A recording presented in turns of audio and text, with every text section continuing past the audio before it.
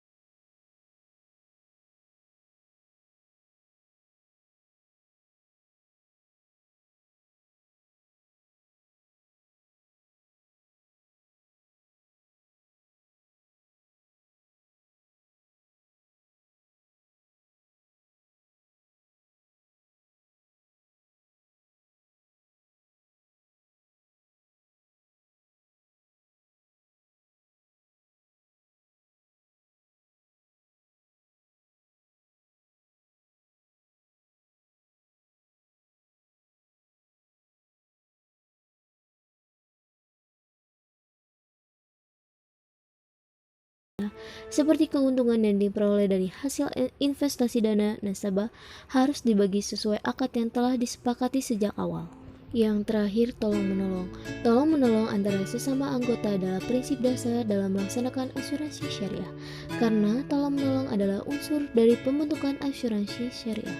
Kerjasama dalam asuransi syariah berwujud dalam akad-akad yang dijadikan acuan antara kedua belah pihak, yaitu anggota dan atau nasabah dan perusahaan asuransi syariah. Baik, itu saja yang dapat saya sampaikan.